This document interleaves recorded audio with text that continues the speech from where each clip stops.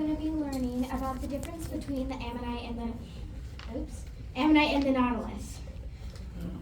So first topic we're going to look on is the Ammonite and the Nautilus's classification. So we've got the Nautilus and the Ammonite here, and we've also got the Orthoceras and a couple other cousins of the Nautilus and Ammonite here, and such as like squid, cuttlefish, octopus. And you might be wondering why is the Orthoceras with the Nautilus? The thing is, the Orthoceras is actually the cousin of the Nautilus, which I found very interesting when I found that out. Next, we are going to look at their shells.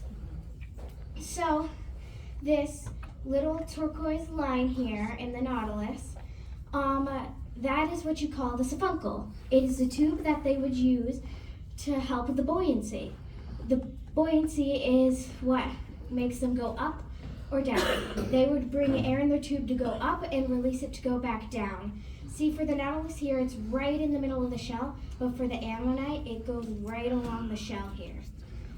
Another thing is these little lines right here, they are called the septa.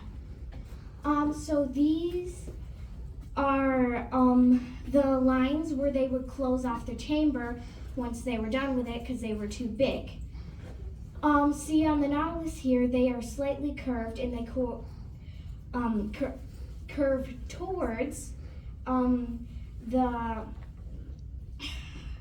the entrance, but for the Ammonite here, they're all squiggled around and they actually curve away from the entrance. So you can also call them suture lines. Right here, these little pictures are pictures of real Ammonite and Nautilus suture lines. I've got my own Nautilus here and my own Ammonite. I've also got an open Ammonite right here. I'm also wearing an Ammonite.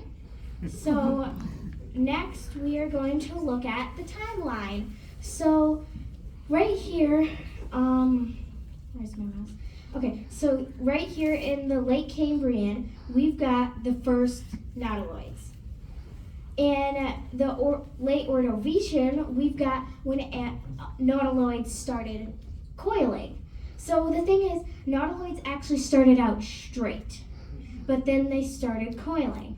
And here in the Devonian, we've got what nautiloids looked like what nautiluses look like right now, but that's also when the first ammonites started appearing.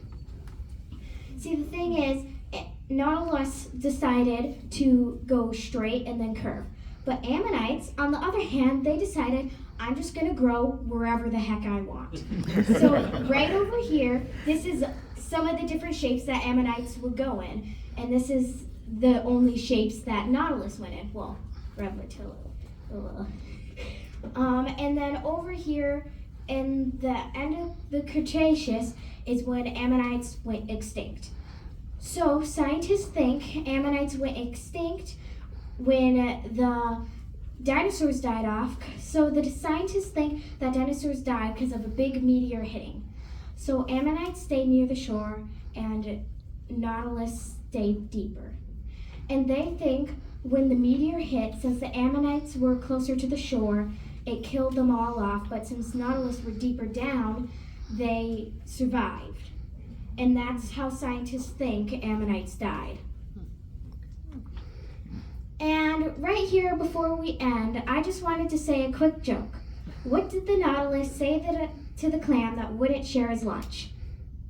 What? Anybody? No? Cool. You're shellfish. And at the end here, I just wanted to say thank you to you all for listening, and thank you to Peter for inspiring this, and thank you to my mom, Jillian, for helping me make these slips. Show us your models. Oh, yes. So, right here, I've got a Nautilus model that I made myself. The shell is made out of clay, and dryable clay, but this right here, the inside, is made out of clay that won't dry. I did the same thing for an Ammonite. And like I said, I've got my little Ammonites and Nautiluses. Well, thank you all for listening tonight.